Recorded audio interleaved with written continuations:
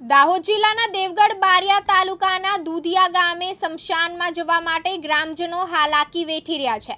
મનરેગા યોજના અંતર્ગત દુધિયા ગામે સ્મશાનમાં જવા માટેનો રસ્તો બન્યો જ નથી અને બિલો મંજૂર થઈ ગયાનો ગ્રામજનોએ આક્ષેપ કર્યા છે। રસ્તાના અભાવે ગ્રામજનોએ સ્મશાન યાત્રામાં અંતિમ વિધિ માટે પહોંચવા માટે કાદવ કીચડમાંથી પસાર થવાનો વારો આવ્યો છે। કૌભાંડીઓના પાપે મોતનો મલાજો પણ જળવાતો નથી। ત્યારે ગ્રામજનોએ આક્રોશ અને આક્ષેપો સાથે વિડીયો સોશિયલ મીડિયામાં વાયરલ કર્યો।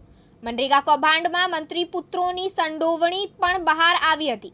હાલ બંને મંત્રી પુત્રો જામીન પર છે, ત્યારે ગ્રામજનોએ આવો વિડીયો સોશિયલ મીડિયામાં વાયરલ કરતા ચકચાર મચી છે।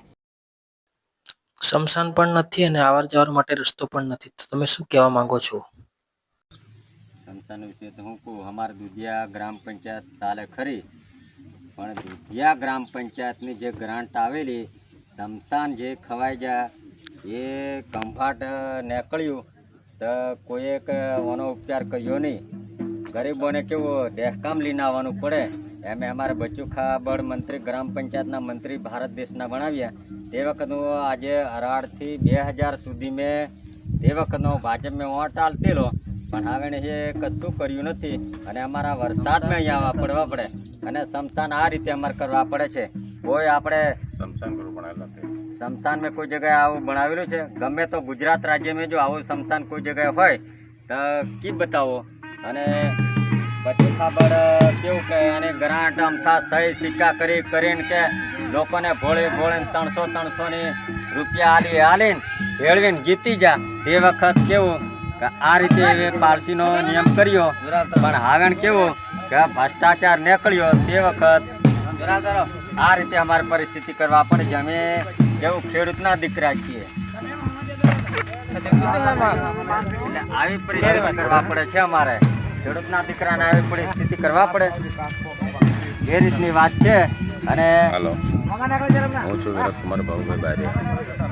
દેવગઢ બારિયા વિધાનસભામાં દુધિયા એક ગામ એવું છે કે એમાં તમામ સ્મશાન ગૃહ બનાવવામાં આવ્યા છે, પણ કોઈ જગ્યાએ સ્મશાન ગૃહ બનાવવામાં આવ્યા નથી, ફક્ત કાગળો ને કાગળો ઉપર બનાવવામાં આવ્યા છે। એટલે મારું ટૂંક સમયમાં એટલું જ કહેવું છે કે જે તે વેડફળિયાનું સ્મશાન બની ગયું હોવાથી હાલ અહીંયા કોઈ પ્રૂફ જોવા મળેલ નથી, એની વધારે પડે એમ તપાસ કરે। અને સ્મશાન સગડી આવી છે તે અમારા માજી સરપંચ એવા બળદભાઈ ખુમાભાઈ બારિયાને ત્યાં પડી છે, એની તાત્કાલિક તપાસ કરી અને કઈ જગ્યાએ મૂકવાની હતી એની તપાસ કરી અને સરકારશ્રીને એક જ વિનંતી કે એની તપાસ કરે અને જે કોઈ એનો સર્વે સમાજનો પૂરતો ચુકાદો પ્રજા વચ્ચે આપે એવી મારી નમ્ર અરજ છે। ફૈઝાન મફત, દિવ્યાંગ ન્યૂઝ, દેવગઢ બારિયા, દાહોદ।